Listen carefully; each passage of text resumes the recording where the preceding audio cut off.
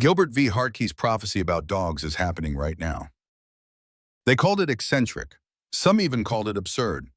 Yet decades ago, Gilbert V. Hartke uttered a prophecy about dogs that sounded less like ordinary speculation and more like science fiction, whispered through the quarters of time. It was murmured in dusty lecture halls, scribbled into the margins of notebooks, passed quietly between those who sensed in it something deeper than harmless eccentricity. At the time, it seemed an oddity, an intellectual curiosity at best, a harmless delusion at worst. But Hartke, with a gaze that pierced like winter light, and a voice that trembled, not from weakness, but from the burden of conviction, spoke as one who had seen a truth others dared not name.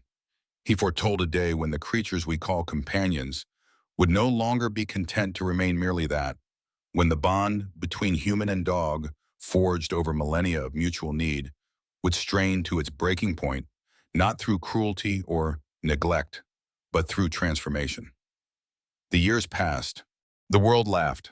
The prophecy was consigned to the footnotes of obscure journals, resting silently in archives few would ever open. And yet here we are. The quiet rumble Hartke once spoke of has grown into a tremor you can feel beneath your feet on suburban sidewalks. You can hear it in the restless howling that cuts through the stillness of night.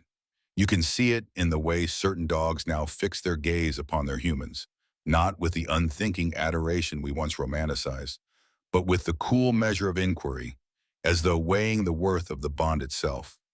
The prophecy is no longer the strange imagining of an eccentric man. It is a mirror held up to our age, and in its reflection glimmers a truth that chills the soul. It is happening now. And if you wish to follow the unfolding of this extraordinary vision, to explore its meaning, its warnings, and its possibilities, subscribe to this channel, join the conversation in the comments, and add your voice to those willing to see what Hartke saw. The future, perhaps, is already watching us. The day dogs would no longer just be pets. Hartke's most unsettling claim, the one even his admirers hesitated to repeat without a nervous smile, was that dogs, these four-legged cohabitants of our kitchens, couches, and sidewalks, would one day outgrow the narrow, almost patronizing station of pet. The word itself, he argued, was a subtle act of dominion, a linguistic shackle forged not of cruelty, but of condescension. Pet belonged to the vocabulary of possession, not of partnership.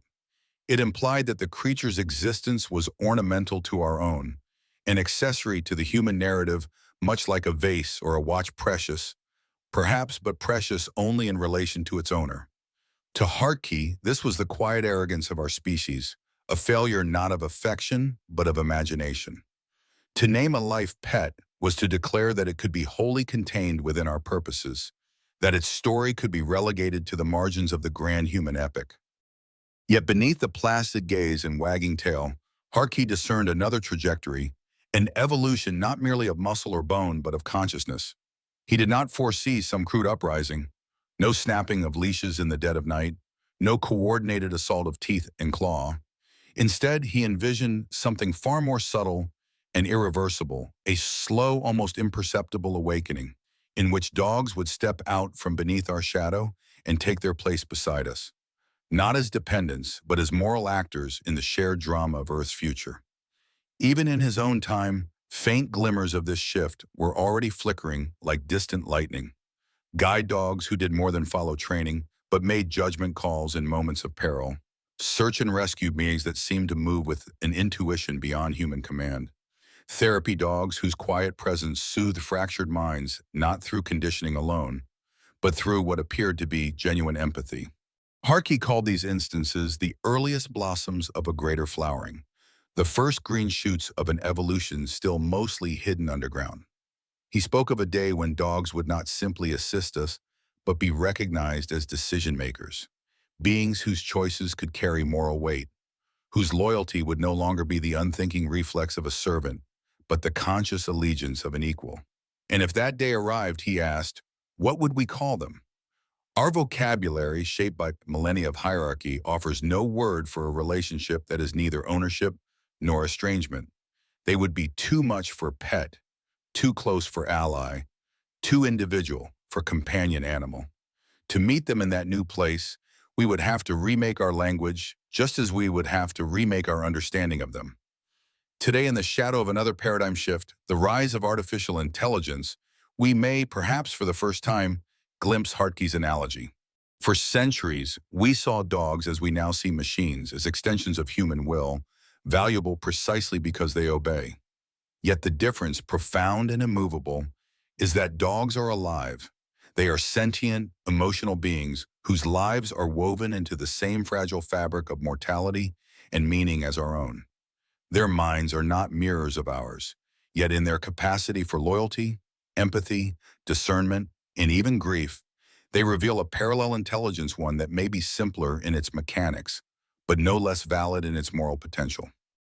If we can accept that machines, given enough complexity, might one day warrant ethical consideration, how can we deny such consideration to beings who already feel, choose, and suffer?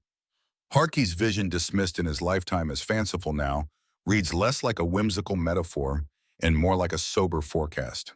The truth he perceived was never that dogs would change into something alien. It was that we would finally see them for what they had always been becoming: partners in the moral life of the world. The question, he implied, was never whether they would reach that place. It was whether we would possess the humility, the imagination, and the courage to meet them there. When barking becomes a warning of the future. Hartke's second revelation, the one that even seasoned listeners found themselves turning over in their minds long after the lecture hall had emptied, was stranger still: that dogs were not merely companions of flesh and fur, but living seismographs for the soul of the world. Their senses, he claimed, were not only keener than ours in the crude metrics of decibels and scent molecules, they were attuned to subtler frequencies, emotional, spiritual, perhaps even prophetic. To Hartke, a bark was never an incidental noise to be hushed, but a coded signal, an ancient lexicon we had never taken the time to learn. What most dismissed as mere restlessness, he heard as encrypted urgency. What others waved away as nuisance, he read as testimony. In his journal's half-philosophical treatise, half-field notes, Hartke recorded scenarios that his contemporaries found fantastical. Dogs howling hours before an earthquake split the earth. Stray packs gathering in tense formation on the eve of war. A household pet, gentle and obedient for years, refusing to step across the threshold of a room where, within hours, tragedy would unfold. These, for Hartke, were not myths, but early signs of a truth we had forgotten: that in our march toward technological omniscience, we had traded away the ability to listen to the living barometers walking quietly beside us. The modern mind, conditioned to bow before the altar of the measurable, scoffs at the idea that a dog might see into the shape of things to come. Yet Hartke would counter: if we can accept that their ears catch the low thunder of a storm hours before we sense a change in the air, that their noses distinguish a single human scent from among billions by detecting molecules at parts per trillion, then why should it strain us to imagine they might also perceive shifts we cannot name? Fluctuations in the emotional climate, quivers in the moral atmosphere, tremors in the invisible lattice of life itself. For Hartke, the logic was disarmingly simple. Perception is not bounded by the limits of human perception. It is bounded only by the limits of being alive. He believed that as human society grew louder, faster, more chaotic, the signals dogs received from this deeper plane would grow more would grow more urgent, more insistent, until the barking, the pacing, the sudden and uncharacteristic stillness would no longer be mistaken for trivial behavior. These would be messages, not entertainment for our amusement, nor puzzles for our condescension, but communications to be read, interpreted, and respected. Hartke went further, suggesting that a day would come when ignoring such a signal would be as reckless, as morally negligent, as ignoring the warning of a prophet in the public square. A dog's refusal to walk down a certain street, its agitation in the presence of a certain stranger, its sudden and inexplicable howling at the midnight air.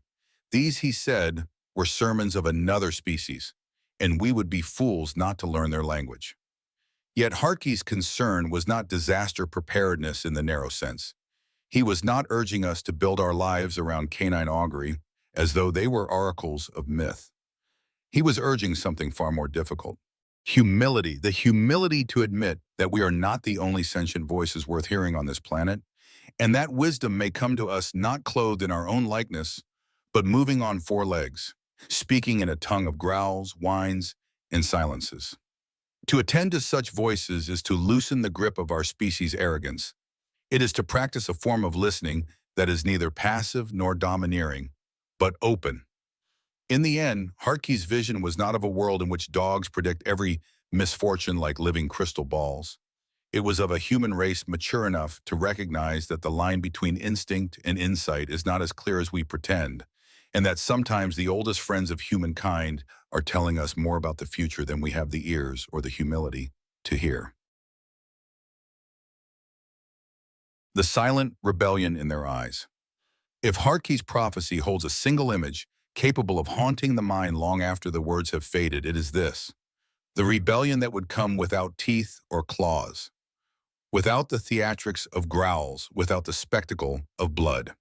He called it the silent rebellion and said it would live first in the eyes, in that subtle meeting of gazes where something ancient falters and something unspoken begins.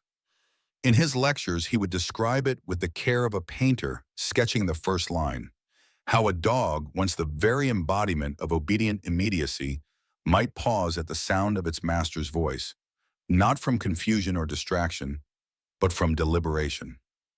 That pause, that fractional hesitation, would be the first visible fracture in the ancient order. No snapping chains, no snarling packs, only the stillness of thought, the weighing of a command against some interior compass. This, Hartke insisted, was not mere disobedience, the kind a trainer corrects with firmer tones or sharper tugs. It was refusal born of conviction, the awakening of a self not wholly surrendered to human will.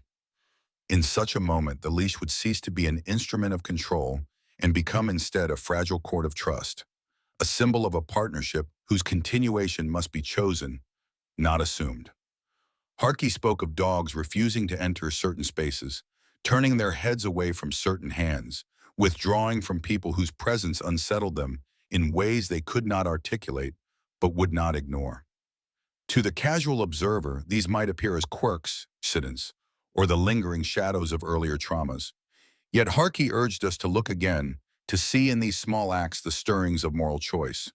The dog that comforts one mourner and avoids another is reading something beyond our grasp, choosing not only whom to approach, but whom to deny.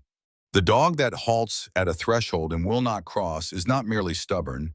It is making a decision, however instinctual, about where it will or will not place itself. And the more one watches, the more a pattern emerges. These are not random acts, but deliberate ones, filtered through a form of judgment we have too long ignored. I have witnessed such moments myself, dogs locking eyes with their humans, and in that gaze there is no simple equation of command and compliance. Instead, there is the silent exchange of equals, each assessing the other.